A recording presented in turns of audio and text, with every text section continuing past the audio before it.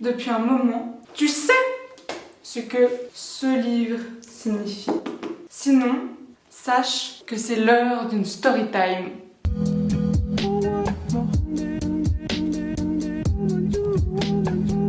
Il y a fort longtemps, je t'ai conté l'histoire d'une jeune demoiselle se heurtant aux affres du marché du travail, en se battant contre un employeur peu scrupuleux. Il se trouve que cette même demoiselle a encore une fois accepté un travail qui n'en valait pas le coup. Voici son histoire.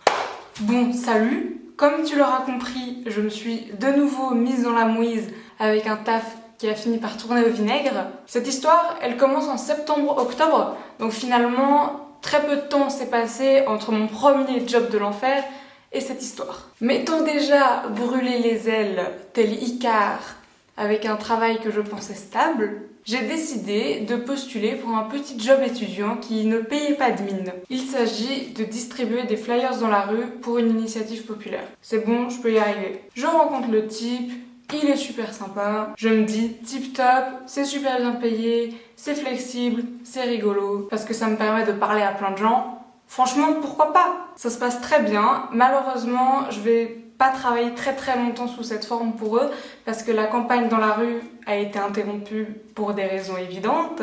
Mais je vais continuer au fil des mois d'être employée pour cette fois-ci mettre les flyers dans les boîtes aux lettres des gens. Cependant, avant que le job dans la rue soit suspendu, j'ai eu le temps de me faire accoster par une dame que l'on va appeler Janice pour les besoins de l'histoire. Janice me voit donc un jour distribuer mes flyers gaiement. Je tiens ici à préciser tout de même que je suis extrêmement douée dans la distribution de flyers.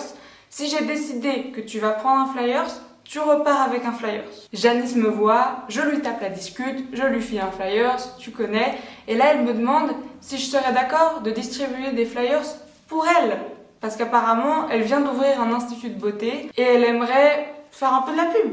L'initiative, elle me payait 20 francs de l'heure, donc naturellement, quand elle me demande mon prix, je dis 25 francs de l'heure. Je me dis, ça se tente. Au pire, elle me dit non. De toute façon, moi, j'avais rien demandé à la base. Je sais pas d'où elle vient, mais elle parle pas très bien français, Janice. Et ça va être important pour la suite de l'histoire. Je fais quelques heures par semaine pour elle de la distribution. Elle est contente, je suis contente, tout roule. Elle me payait d'avance et on avait même fait un contrat à sa demande, donc tout était super réglo. Bon, après, de décembre 2020 jusqu'à avril de cette année, on a décidé d'arrêter à cause de la crise sanitaire. J'avais pas de nouvelles et pour être honnête, j'avais complètement zappé Janice jusqu'à ce qu'elle décide de me réécrire fin avril. Elle veut que je recommence à distribuer des flyers pour elle.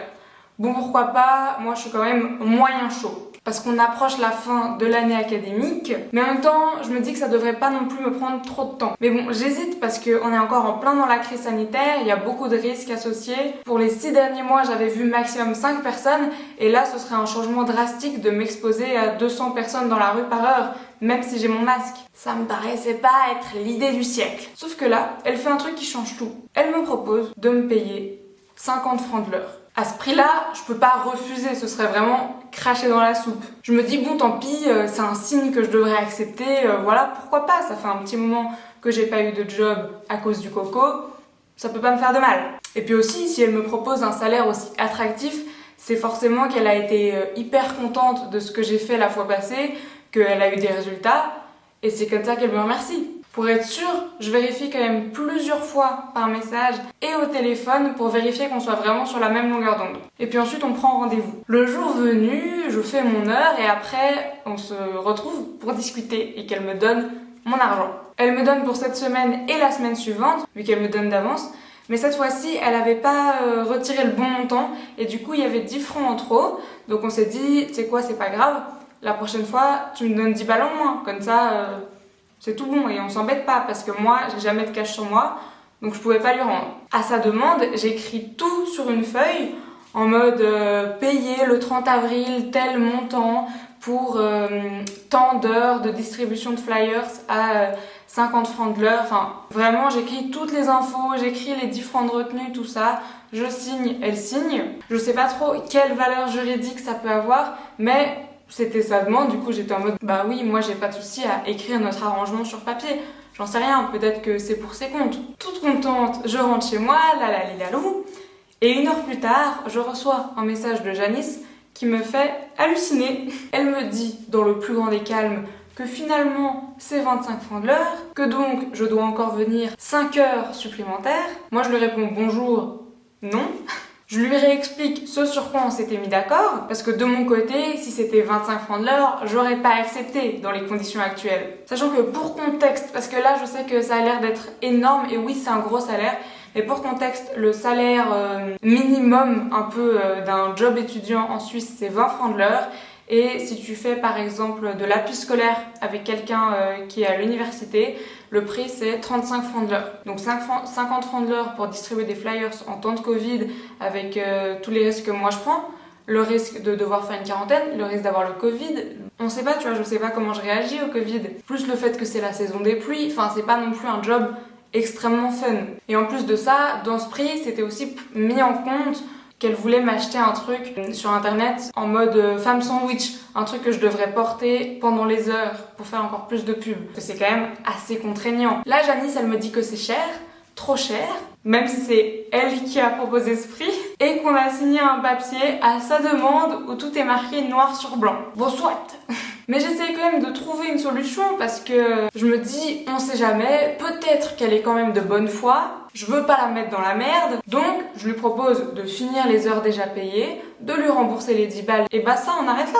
Elle dit encore que c'est trop cher, du coup je lui propose autre chose, je lui propose de faire 1 heure supplémentaire gratuitement, comme ça descend un peu le prix, ça lui fait un... Enfin tu vois, je me suis dit bon c'est un bon compromis, et là bah pareil, on arrête là, parce que du coup j'ai pas envie de continuer à travailler pour toi. Et je m'excuse même encore du malentendu, parce que je me dis bon c'est hyper chelou, mais on sait jamais, je rappelle qu'il y avait un peu la barrière de la langue, enfin on sait pas. Elle me répond plus à ce stade. Moi je suis trop mal, je voulais juste me faire un peu de thune sans complication, c'est elle qui est venue vers moi et finalement ce truc me prend la tête. Le lendemain, elle m'envoie juste une photo de sa carte bancaire sans rien dire, aucun mot. C'était le week-end, donc je programme le paiement des 10 balles qui va partir le lundi. En soi, c'est vrai, cet argent, c'est le sien, il m'appartient pas. Le jeudi suivant, elle essaye de m'appeler plusieurs fois, mais je réponds pas parce que moi, à ce stade, je lui fais plus confiance. Si on trouve un accord, c'est par écrit. Je veux pas que ça passe par les appels. J'ai assez regardé de séries criminelles pour savoir comment ça marche. Elle me dit que son mari n'est pas d'accord avec le prix. Déjà, moi là je suis en mode quoi? C'est ton business, pas le sien, mais bon, ok. En plus j'ai fait le contrat avec toi, lui je l'ai jamais rencontré, je vois pas trop ce qu'il vient faire dans la choucroute. Elle me dit le jeudi soir à genre 23h que j'ai pas besoin de venir le vendredi faire mon heure. Parce qu'on avait dit que je viendrais toujours en fin de semaine, le jeudi 1 heure et le vendredi 1 heure. Et donc il me restait juste 1 heure à faire par rapport à l'argent qu'elle m'avait donné d'avance. Et là, elle m'a dit de ne pas venir parce qu'elle avait pris rendez-vous avec une autre fille qui probablement serait moins chère que moi. Du coup là, j'étais quand même un peu saoulée parce que on avait dit que j'offrais tant d'heures, mais bon, je me dis ok, c'est pas grave, je lâche l'affaire, j'accepte de pas venir et je lui dis que je lui rembourse du coup les 50 francs qui correspondent à la fois où je vais pas venir. De nouveau, ça tombe sur un week-end, donc le versement, il se programme et il se fait le lundi matin. Là, honnêtement, je me dis, bon, au final, cette histoire, c'était pas ouf, c'était un peu prise de tête, mais là, c'est fini. Enfin, il n'y a pas de raison qu'il se passe autre chose. Mais que nenni! Le lundi soir vers 20h, donc là, le virement, il est déjà bien au chaud dans son compte. Elle m'écrit pour me dire qu'elle veut son argent, que sinon elle va appeler la police et qu'elle ne va pas discuter, tout ça avec force, point d'exclamation, genre des dizaines de points d'exclamation. Du coup, je lui envoie la preuve de paiement, j'ai fait un screenshot du versement, et là, il y a les devis sur WhatsApp, mais elle répond pas. Bon, j'attends un peu, elle répond toujours pas, ok, je vais pioncer. Je me dis, tant pis, j'aurais pas d'excuses, elle aurait quand même pu checker son compte bancaire avant de venir me menacer d'appeler la police. Et bon, soit, au moins là, c'est fini, elle a vu qu'elle avait reçu son argent, j'aurais pas d'excuses, mais c'est pas grave. C'est fini là. Le lendemain matin, comme tous les matins, la première chose que je fais, c'est que j'enlève le mode avion de mon téléphone et j'ai la douce surprise d'être réveillée relativement rapidement par de doux messages. C'est quoi ça? Voleur! Je vais appeler la police, je veux mon argent! Je vous ai donné 160 francs, là il n'y a que 50 francs! Là, je vais pas te mentir, j'étais au bout du Rolls. Je décide de d'abord lui écrire un long message calme. Je me suis dit, dans toutes mes interactions, il faut que je sois calme, il faut pas que je perde mon sang-froid, comme ça, moi, j'ai rien à me reprocher. Du coup, je remets tous les faits à l'écrit, j'explique pourquoi est-ce que je vais pas lui rembourser plus d'argent, parce que sinon ça fait comme si j'avais travaillé pour du beurre, gratuitement, et je suis pas autant une bonne poire que ça, et je suis vraiment pas bien face à cette histoire. Et je me dis qu'en fait, il y a qu'une seule façon de régler cette histoire une bonne fois pour toutes. Et c'est d'appeler la police moi-même. Donc c'est ce que j'ai fait. Parce que vu à quel point elle était virulente, j'avais peur qu'elle appelle la police et qu'elle leur mente en fait, qu'elle leur invente une histoire en mode je sais pas, que je suis rentrée dans son institut, que je lui ai volé de l'argent et que maintenant je refuse de lui rendre. On sait pas, tu vois, clairement elle était un peu instable. Donc je me suis dit qu'il fallait que moi j'appelle, que je donne ma version des faits et comme ça c'est plus facile de défendre quelque chose si t'as toi-même été faire quelque chose à propos de ça. En plus de ça, j'aime pas trop être menacée, donc c'était un peu un Uno reverse card dans ta face. Je téléphone, une policière me répond, et là je fais « Bonjour, j'ai un problème !» Mais c'est pas grave, hein, pas de stress. Forcément, la policière, elle est un peu interloquée par cette entrée en matière, vu que j'étais en train de chialer, que je lui disais que c'était pas grave, parce que je me suis dit « Putain, en fait, je suis avec la police et je suis en train de chialer et de dire que j'ai un problème. Elle va penser qu'il se passe un truc de ouf. » Et du coup, je me suis dépêchée d'expliquer mon histoire. Parce que tu vois, si tu dis j'ai un problème, alors vous comprenez, j'étais en train de distribuer des flyers, ça va pas, tu vois, je voulais pas qu'elle pense qu'il se passait vraiment un truc grave. Moi, je suis pas bien et ça s'entend. Et à la fin de mon histoire, la policière, elle me fait mais qu'est-ce que vous voulez que je fasse? Écoutez, bonne question, madame la policière. Je me souviens plus exactement ce que j'ai dit, mais j'ai dit un truc genre, je sais pas, mais comme Janice, elle menaçait d'appeler la police, je me suis dit que je pouvais le faire moi, et puis aussi, je voulais vérifier que j'étais pas en tort, enfin que, je sais pas, est-ce que vraiment je suis censée lui rendre sa thune, tu vois, je voulais pas commettre un crime par accident, genre. Du coup, elle me demande le nom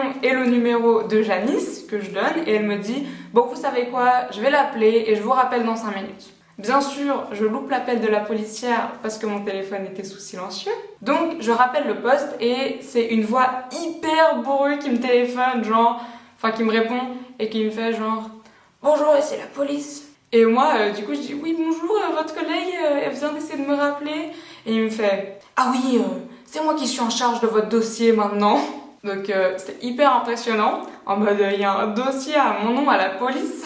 Du coup je lui réexplique et il me dit en gros que je devrais m'en ficher de Janice, que si elle me reparle, je devrais la bloquer, que j'ai tout bien fait et qu'elle devrait plus m'importuner. Donc là je comprends qu'ils ont effectivement eu Janice au téléphone et je pense qu'ils lui ont mis un petit coup de pression en mode arrête de traumatiser les petites étudiantes parce qu'après elles viennent chialer au téléphone de la police.